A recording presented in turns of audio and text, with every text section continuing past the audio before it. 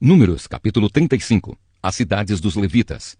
Nas planícies de Moabe, perto do rio Jordão, na altura de Jericó, que ficava no outro lado do rio, o Senhor disse a Moisés o seguinte: mande que os israelitas, das terras que vão receber, deem aos levitas algumas cidades onde estes possam morar e também terras de pastagens ao redor delas. Essas cidades serão dos levitas e eles morarão nelas. As terras ao seu redor serão para o gado, para as ovelhas e as cabras e para os outros animais. Os pastos ficarão em volta de toda a cidade, numa distância de 450 metros a partir da muralha. Todo o terreno formará um quadrado de 900 metros de cada lado, isto é, medirá a mesma coisa a leste e a oeste, ao norte e ao sul. A cidade ficará no meio e os pastos ficarão em volta. Deem aos levitas 6 cidades para fugitivos.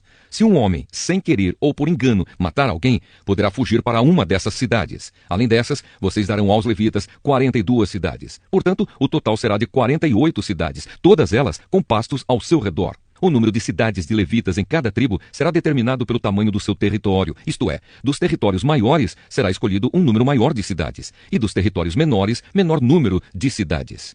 As cidades para os fugitivos.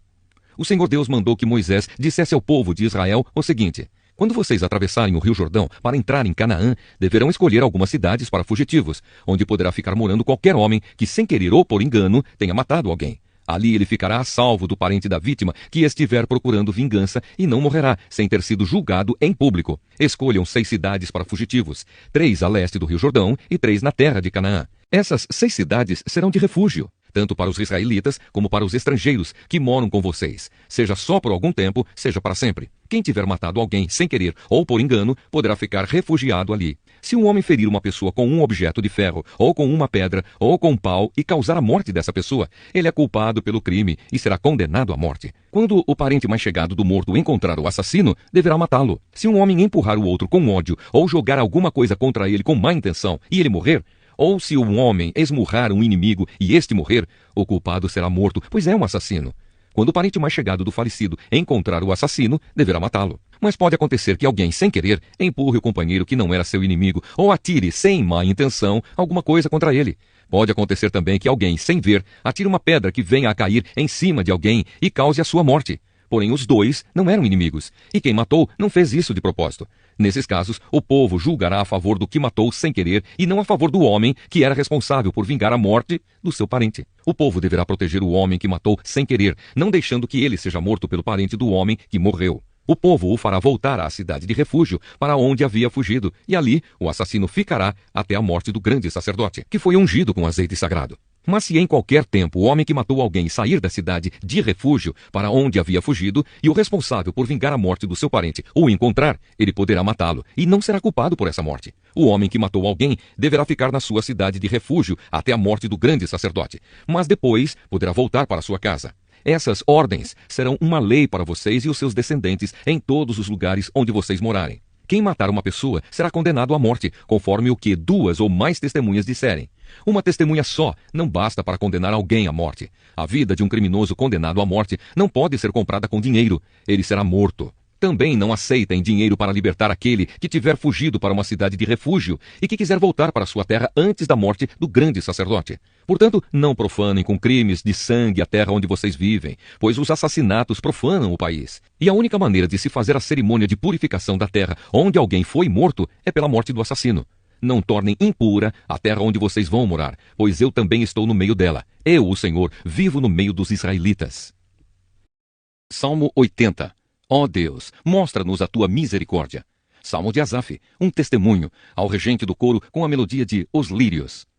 Ouve-nos, ó pastor de Israel, escuta-nos, tu que guias o teu rebanho, tu que estás sentado no teu trono, que fica sobre os querubins, mostra a tua misericórdia pelas tribos de Efraim, Benjamim e Manassés. Mostra-nos o teu poder, vem e salva-nos. Faze com que prosperemos de novo, ó Deus. Mostra-nos a tua misericórdia e seremos salvos. Até quando, ó Senhor, Deus Todo-Poderoso, ficarás irado com as orações do teu povo? Tu nos tens dado pão de lágrimas para comer e um copo cheio de lágrimas para beber. Tu deixas que as nações vizinhas briguem por causa da nossa terra e que os nossos inimigos zombem de nós. Faze com que prosperemos de novo, ó Deus Todo-Poderoso. Mostra-nos a tua misericórdia e seremos salvos. Trouxeste do Egito uma parreira, o povo de Israel. Expulsaste os outros povos e plantaste essa parreira na terra deles. Preparaste o terreno para ela, as suas raízes entraram fundo na terra, e ela se espalhou por toda a parte. Cobriu os montes com a sua sombra, e os seus galhos cresceram acima dos cedros gigantes. Ela estendeu os seus ramos até o mar Mediterrâneo e até o rio Eufrates. Por que derrubaste as cercas que havia em volta dela? Agora, quem passa pelo caminho pode roubar as suas uvas. Os porcos do mato a pisam e a destroem, e os animais ferozes a devoram. Volta para nós, ó Deus Todo-Poderoso. Lá do céu, olha para nós. Vem e salva a tua parreira. Vem e salva essa parreira que tu plantaste, esse ramo novo que fizeste crescer tão forte. Os nossos inimigos a cortaram e queimaram. Na tua ira, olha para eles e acaba com eles. Protege e guarda o povo que escolheste, a nação que fizeste crescer tão forte. Não nos afastaremos de ti outra vez. Conserva a nossa vida e nós te louvaremos. Faze com que prosperemos de novo, ó Senhor, Deus Todo-Poderoso. Mostra-nos a tua misericórdia e seremos salvos. Isaías, capítulo 28. Mensagem para Israel, o reino do norte. Ai de Samaria, orgulho e coroa dos bêbados de Israel. Ai dessa bela cidade que fica acima de terras boas. Os seus moradores estão embriagados e a beleza da cidade desaparece como uma flor que murcha. O Senhor vai enviar um homem forte e valente. Ele virá como uma chuva de pedra, como uma tempestade destruidora, como violentas trombas d'água. Ele arrasará tudo. Samaria, orgulho e coroa dos bêbados de Israel, será pisada. A bela cidade que fica acima de terras boas, cuja beleza desaparece como uma flor que murcha, será como o primeiro figo maduro do verão. Logo que amadurece, alguém o apanha e come. Naquele dia o Senhor Todo-Poderoso será como uma bela coroa de flores para a gente do seu povo que ficar com vida. Aos juízes ele dará o desejo de fazer justiça, e aos que defendem a cidade contra o inimigo ele dará coragem. Mensagem para Judá, o reino do sul. Mas há outros que também andam tontos por terem bebido muito vinho, que não podem ficar de pé por causa das bebidas. São os sacerdotes e os profetas, que vivem embriagados e tontos. Os profetas, quando recebem visões de Deus, estão bêbados, e os sacerdotes também, quando julgam os casos no tribunal. As suas mesas estão cobertas de vômito, não há um só lugar que esteja limpo. Eles falam mal de mim e perguntam, a quem é que esse profeta está querendo ensinar? Será que ele pensa que vai explicar a mensagem para nós?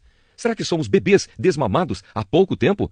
Ele está pensando que nós somos crianças e quer nos ensinar o beabá. Se vocês não quiserem ouvir o que eu digo, então o Senhor falará com vocês por meio de estrangeiros que falam uma língua estranha. Há tempo eu disse a vocês, Deus lhes dará descanso, Ele lhes dará segurança. Aqui vocês estarão seguros, mas vocês não quiseram ouvir.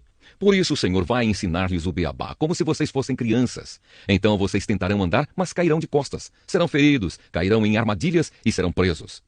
Cuidado com a falsa segurança. Autoridades de Jerusalém, homens orgulhosos que governam esse povo, escutem a mensagem de Deus, o Senhor.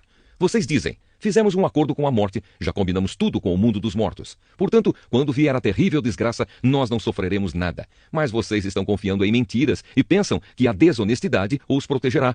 Por isso o Senhor Deus diz, estou colocando em Sião uma pedra preciosa que eu escolhi para ser a pedra principal do alicerce. Nela está escrito isto, quem tem fé, não tem medo. Como prumo, usarei a justiça, e a honestidade será a minha medida. Os abrigos em que vocês confiam não são seguros. Eles serão destruídos por chuvas de pedra. Serão arrasados por trombas d'água.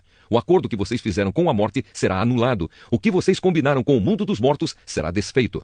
E quando chegar a terrível desgraça, ela os arrastará como se fosse uma enchente. Todas as vezes que chegar, ela os arrastará. Chegará todos os dias, de manhã e de noite. Cada mensagem de Deus trará um novo pavor. Vocês serão como o homem de quem fala aquele provérbio. A cama é tão curta que ele não pode se deitar. O cobertor é tão estreito que não dá para ele se cobrir. Pois o Senhor vai se levantar, como se levantou no Monte Perazim. Ele vai ficar irado, como ficou no Vale de Gibeão. Ele vai realizar o seu plano misterioso, vai fazer o seu trabalho estranho. Portanto, parem de zombar. Senão, as correntes que os prendem serão apertadas ainda mais. Pois ouviu o Senhor, o Deus Todo-Poderoso, ordenar a destruição do país inteiro. A sabedoria de Deus. Escutem o que vou dizer. Deem atenção à minha mensagem. Um homem que está preparando o terreno para semear trigo não gasta todo o seu tempo arando a terra, cavando e remexendo nela. Depois de ter aplanado a terra, ele semeia o endro e o cominho e planta o trigo, a cevada e outros cereais nos lugares certos. Ele faz tudo direito porque Deus o ensinou. E no tempo da colheita, ele não usa um instrumento pesado para debulhar os grãos de endro e de cominho. Pelo contrário, ele usa varas pequenas e leves. Quando malha o trigo, ele não continua malhando até quebrar os grãos. Ele sabe passar a carreta por cima das espigas sem esmagar os grãos. Esse conhecimento também vem do Senhor Todo-Poderoso. Os seus planos são maravilhosos e ele é sábio em tudo o que faz. Segunda carta de João. Saudação. Do presbítero para a querida senhora e os seus filhos, a quem amo de verdade. Não somente eu, mas todos os que conhecem a verdade amam vocês. Nós os amamos por causa da verdade que continua em nós e estará conosco para sempre. Que a graça, a misericórdia e a paz de Deus, o nosso Pai, e de Jesus Cristo, seu Filho, estejam conosco em verdade e amor.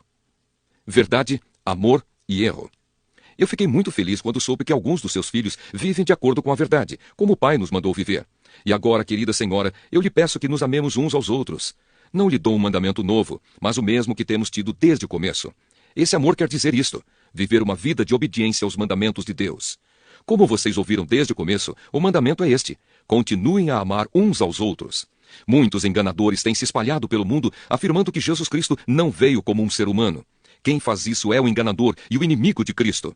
Tomem cuidado com vocês mesmos para que não percam o trabalho que já fizemos, mas recebam a recompensa completa. Quem não fica com o ensinamento de Cristo, mas vai além dele, não tem Deus.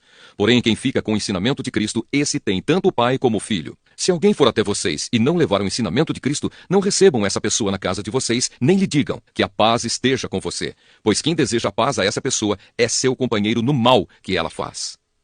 Palavras finais. Ainda tenho muitas coisas a dizer a vocês, mas não quis fazer isso por carta, pois espero visitá-los e falar com vocês pessoalmente, para que assim a nossa alegria seja completa. Os filhos da sua querida irmã mandam saudações.